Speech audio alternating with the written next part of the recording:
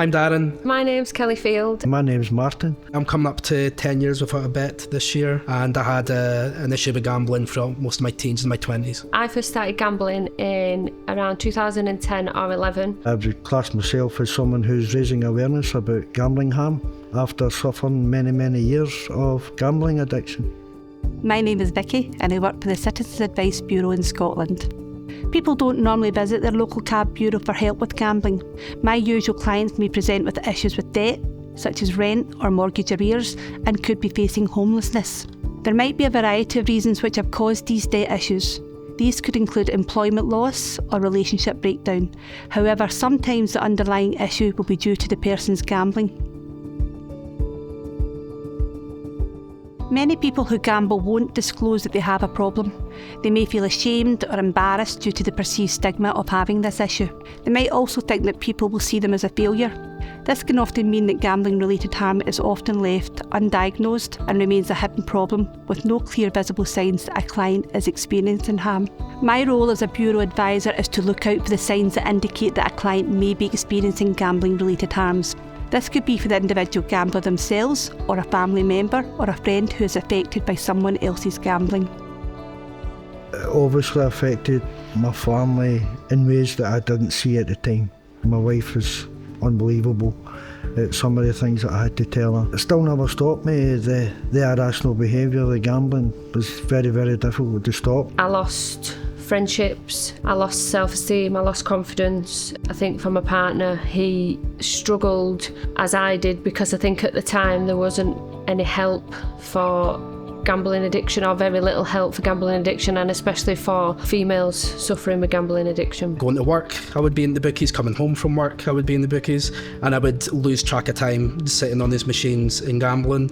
Although I'd gambled in the past, to become addicted to gambling like that, I wasn't ready for it, and I wasn't prepared to how to deal with it, and I wasn't quite sure what was going on. It was difficult because when I had this conversation with my wife, that broke the trust. So how could I expect her to fully understand and appreciate what was going on if I couldn't articulate it myself? The signs of gambling-related harm can be physical, mental, or financial. Examples of these might include declined credit, multiple cash withdrawals, missing or being late for work, arrears such as rent or mortgage, or not paying essential bills. A person might be secretive or defensive when asked about money. They may have unexplained expenditure listed on their bank statements. Once I've identified these signs, talking to the client about a potential gambling issue is really important, but sometimes this can be a difficult conversation to start. Some people may have had a gambling issue all of their adult life, but have never told anyone and not even admitted it to themselves. Some prompts that I might use to open up a dialogue with a client may include: I've noticed you have some gambling transactions on your bank statement. Is this something that worries you? Or, do you or your partner gamble by any chance? And is this something you're worried about? The language used during these conversations is also very important, as many people don't know what gambling-related harms are or that they're experiencing it. It can be useful to use more familiar language like betting or gaming, something that they can relate to. Everyone knew I gambled. No one knew to the extent I was gambling. I'd always chase that feeling of luck. That didn't really escape me. In a short space of time, I went from someone who was in control of their gambling to someone who was very out of control with it. I should have realised that this was quite an issue for me and my family, and I never learnt any lessons, and that continued for years and years and years. And throughout that time, I never declared most of it. Try to keep it from your family, and all that is deceitful and lies, and you become deceitful and you become a liar, and you borrow or try to cover up the tracks that you're just building up debt. I'd racked up £10,000 on a credit card in less than 6 months. Then I'd sort of realised that I'd crossed this invisible line of gambling addiction, so I lost time. I would sit on the computer on days off for 8 hours a day, just gambling. I would cancel coffee dates, I wouldn't go out with friends, I wouldn't go out walking, which I ordinarily would have done. I stopped going to the gym. So I think it just consumes your mind, your body and yourself. I was very much living a secret life where all I was doing when I had any free time was gambling. A lot of times I'd be happier when I'd lost my money, because at least I know that my day was over and I could go home. When I went to the bank to try and withdraw my money before the bookies did, the guy at the bank turned the screen round to me and he showed me all my gambling transactions. It was like it wasn't me. I was reading that on the page and I didn't recognise myself in any of that at all. The borrowing and chasing the big win that's going to bail you out, and even when I did get the odd big win, it never bailed me out because it just went back into the machine or whatever. And that was a cycle, that was the big wheel I was on. And it was horrendous. The pressure was building on myself and there was nowhere for it to go. So it's like carrying this burden around every day. I held down work, I held down relationships. I was seemingly doing well in all aspects of my life. However, the urge to gamble every single day was like mental warfare, just trying to keep away from gambling. I think women really struggle and feel it more sometimes than men to speak out. There is a lot of stigma, shame, guilt and embarrassment, but I think more so for women, as it is a male-dominated addiction. Once a client has shared with me that they're having issues with gambling, I will talk through the various support options available. Each client has their own personal circumstances and I will let them take the lead on what might work best for them. I use the gambling triangle to help me give advice. This shows people need money, time and access to gamble, and initiating change in just one of these areas can help improve their situation. Money refers to people having access to money in cash or its availability through a bank or in some other form. Some examples of advice that I might provide in relation to money include: in the short term, a client could hand over their finances to a trusted person. The client could set up spending limits. This can be done via the gambling apps. Or if the client has incurred debts, there are many online resources and tools designed to help people deal with debt. Many of the high street banks will allow customers to restrict their gambling activities by setting up blocks. This prevents gambling transactions being processed through their bank account. The next element of the gambling triangle is time. This refers to both time which is free for gambling and individual at-risk times when a person is more likely to gamble. You can help clients by suggesting changes to how they use their time.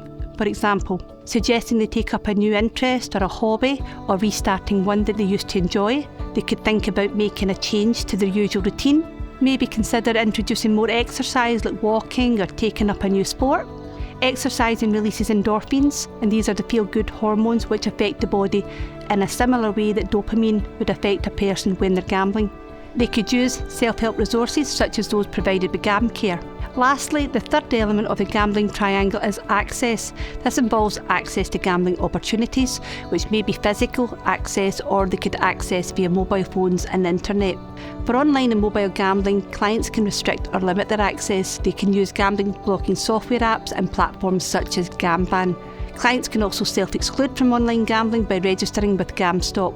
However, if a person is gambling in a physical premise, for example a betting shop, they can self-exclude by registering with the multi-operator self-exclusion scheme, which is also known as a Moses scheme. Similarly, for casinos, adult arcades and bingo premises, there are a variety of methods that the client can use to self-exclude.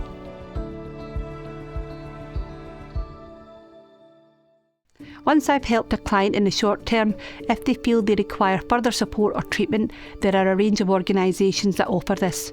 You can refer clients or they can self-refer into the National Gambling Support Network, which has a free helpline 24/7. They have web chat and other online resources available. GamCare provides one-to-one treatment and peer support for people to use. Clients can also access counselling at the RCA Trust. Some other organisations that can help include Gamblers Anonymous Scotland and the Gordon Moody Treatment Service. For family and friends who are affected by someone else's gambling, there is also help available through GamFam, the RCA Trust, GamCare and GamAnon. Further information on the full range of services available is provided in the links below. I'd found a talking therapy service, a 12-week programme where I would see the same therapist every week, and we sort of spoke about what was going on, and at the time I'd gone on the television and did some work there speaking about gambling addiction, so we spoke a bit about that. I'd tried to stop gambling in the past, I wasn't making progress. There was a girl that I was working with that was training to be a life coach. As part of her qualification, she offered me free coaching. It was coaching for me that really got me making progress on my own mental health and everything else I was doing. And from there I found it easier because I felt empowered, and I felt like I was now in a position where I understood what was going on and I could do something about it. Getting the help and support obviously was crucial, and going into recovery was crucial. You have to sort of learn to live again without addiction in your life. Recovery is a long process, and I think you have to sort of find your own recovery journey. And I think for me, getting back out, being active and healthy, mentally and physically, and reconnecting with people that obviously I lost friendships with was quite important. I couldn't continue the road I was on, and I had to change. And then when I did actually realise that I did have a problem, as I said, I'd went to Gamblers Anonymous. There's certain moments that Gamblers Anonymous saved my life, and I would recommend anybody who's struggling with a gambling addiction is get themselves along to a Gamblers Anonymous meeting as quick as possible. I really like helping clients. I like to help people every day who have different life circumstances. If a person's struggling with gambling, the most important thing is to talk to them about it. When a client shares with me that they have an issue with gambling, it can be a huge turning point in their lives. But if we don't look out for the signs and ask the sometimes difficult questions, then change might never happen and the client will not get the support they need. We need to be sympathetic and non-judgmental, and this can help a client to open up and realise that support is available and that they don't need to go it alone. Getting myself back on track, my health and well-being and my mental health back on track as well. So getting back out walking and cycling and into the gym and sort of getting myself well again, mentally well, and putting measures in place to prevent gambling really helped me. And I think you just value things in life that you didn't value, so friendships and just time, and just keeping yourself fit and well and looking after your health and well-being mentally and physically. Just, I think you do value things a lot more in recovery. My main ambition in life now is to raise awareness and encourage people that there is help, there is hope out there. I feel amazing now that I've managed to turn something that was so incredibly damaging to my mental health into something that's a positive, and that I'm able to use my voice in a positive way to try and help support others and do something good with my experiences. I've managed to take something that was defining my life at a time to something that no longer defines me, and I feel empowered over, and I'm able to change my own narrative and use gambling as something good instead of something so destructive.